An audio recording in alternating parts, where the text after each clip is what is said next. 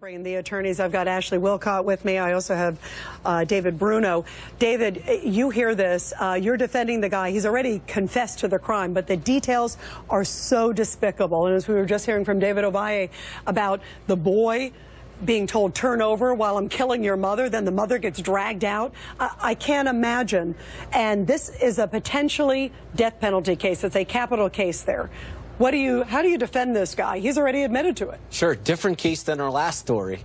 There's a cause and manner. We have a confession. It's a provable case for the state. However, there is a defense. What's the defense? Passion provocation. Here it is. You're not okay, first of all, they're going through a divorce, and right before the murder, he sees some text messages. Now, under passion provocation, there could be an adequate provocation that puts somebody into the heat of passion, okay? So, while I'm not saying that this is going to be a not guilty, that's not what passion provocation is. What it does is it mitigates. It brings it down from a murder, a purposeful, certainly a capital case, down to a manslaughter. It's a possible defense that I see reviewing But he this. knew what he was doing. He even said, I purposely used a hammer. He's a construction guy. He thought it through. Right. He looked at the messages, and then he purposely got a hammer because it would be quieter. He didn't like a knife, and then he decided to finish it off. She's sitting there gasping for her last breath, David. Understood. You're telling me that he just snapped? He didn't just snap. He planned this. But the passion provocation does not mean he wasn't acting intentionally. It is just a mitigation of the actual intentional action.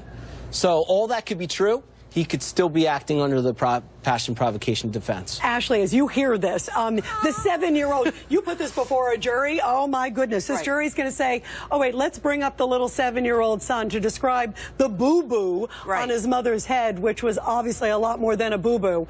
This is so damning against him, and he admits to it. Right. Premeditated murder. So the mother was asleep. So even if he's enraged by texts, she's asleep.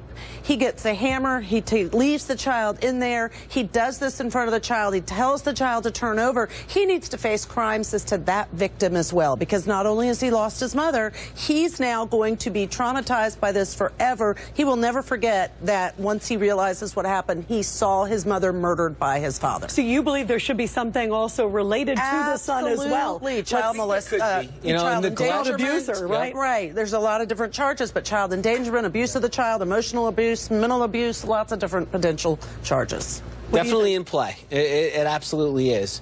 All right. So as a defense attorney, you got to see what the evidence is, like every other case.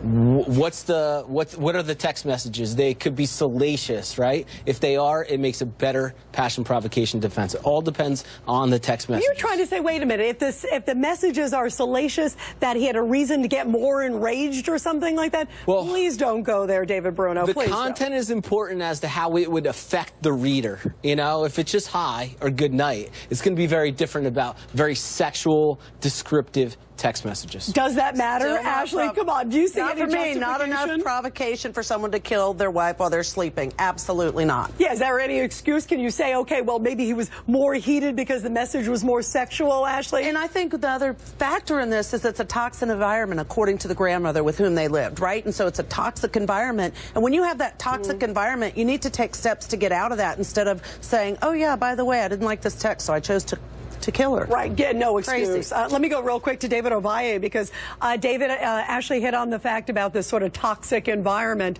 The mom, this is his mom who called 911, described it as sort of a war zone between the two, that there was constant fighting. So this poor child, the 7-year-old, went through a lot. I went in the room, grabbed my grandson, and I put him in the bathroom, and I told him to stay there. I'm calling 911, and Mark says, oh no, I'm going to prison, I'm going to call 911. I think he snapped because she just completely was letting him know, I don't want nothing to do with you. David Ovalle, there was a lot of abuse in that house, right? Yes, and another interesting wrinkle that'll be curious to see how it plays out throughout the course of the pretrial proceedings is that his mother told the media that her son had actually been diagnosed recently with bipolar disorder. So there could be a mental health component to this case. You know, who knows if that will ever fly? There's clearly premeditation here. There's clearly cold, calculated decision making on his part. But it will be interesting to see in the mitigation, and if it comes down to a sentencing, what kind of effect that might have on a jury that might be deciding on the death penalty. David Bruno, could that have an effect? Very important. I see you're fact. shaking your head there when you heard that. Very important fact that I did not know. That could be a psychological defense. That brings in the expert, the forensic psychiatrist or psychologist, do an evaluation of the defendant, look at any prior history. Certainly, if there's bipolar, there is the possibility of a mental defect that could rise to a level of a defense. Oh, so we should feel sorry for him, Ashleigh? No, not at all. And let's take it one step further and say, let's look towards the future and preventing this from happening. If people knew that he was bipolar and aware that he was bipolar, he should have been treated. People should have stepped in to say, how can we help him get treatment so that this wouldn't happen? But it's no excuse. It doesn't mean it makes it okay for him to kill her in the middle of the night when she's asleep and the 7-year-old is there and has to be told, turn over so you don't see what I did to you, to her mother. So heartbreaking to hear about with that 7-year-old, as you pointed out, both of you. So heartbreaking. Thank you. And everybody.